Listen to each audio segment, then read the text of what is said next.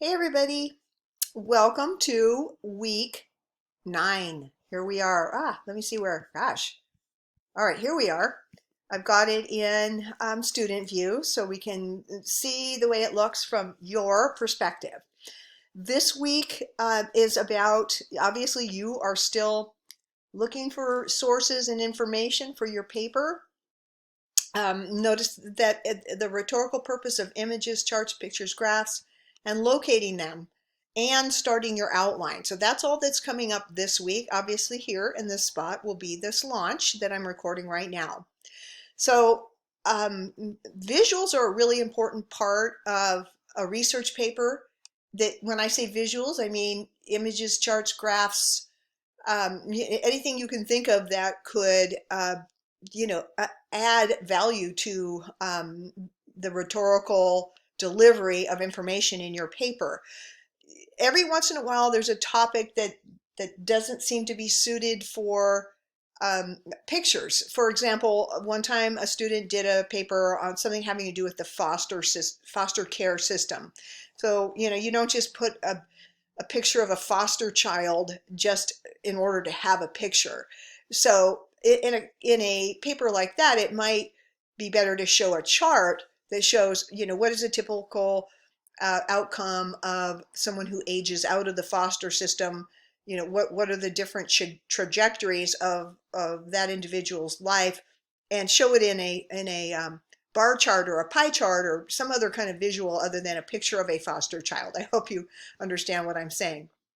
So this week is about the value of using visuals in your research paper. So if you look here, screencast, why would you even include visuals in your paper, right? So you would want to start there. Then I kind of give you a little teaser here. Do you think the library images workshop sounds dull?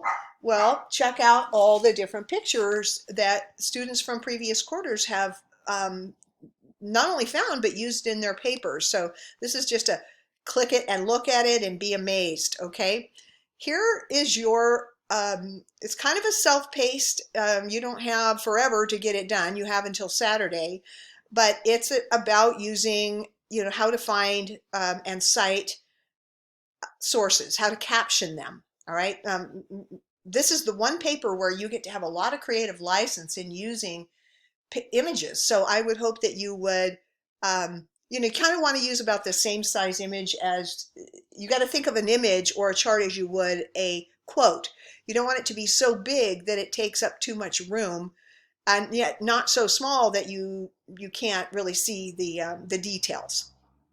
Okay, then I have a discussion for you where I ask you to post a picture that you've found, and you get to discuss and see each other's pictures and see how your peers describe their rhetorical purposes.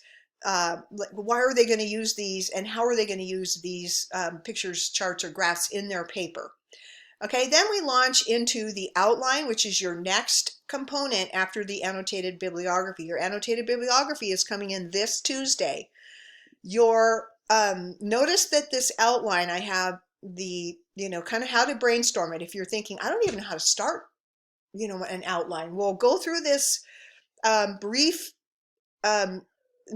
it's not mandatory, but I would suggest you go through this brainstorming so that you can kind of trace back where you've been in your search for information and see how much you already know about your topic.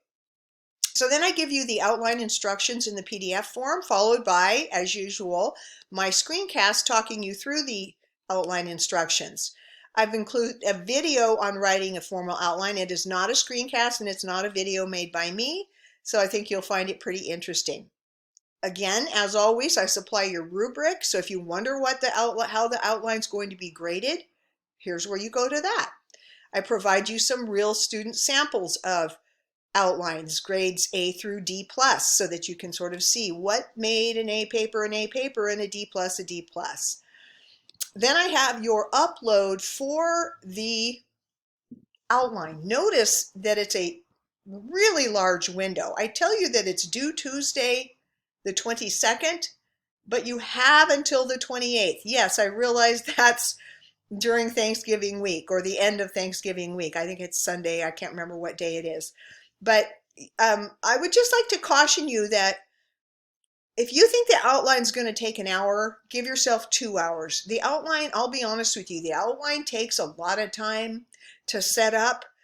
And the best part about it is the more time you invest in the outline, the less time you're going to spend writing your paper. Because once you have your outline completed, you know exactly how to develop the paper. You don't have to think about how you're going to organize it or what should come first, second, third. You will have already done that with the outline.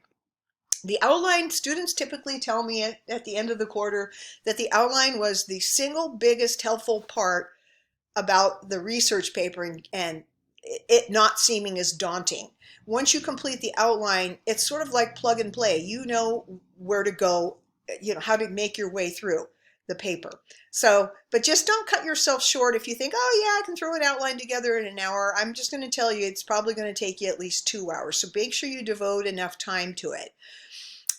So this week isn't really heavily loaded with components from me. But you are doing still your own investigating and looking for materials. Right now you're working on your annotated bibliographies. You'll be moving into the outline.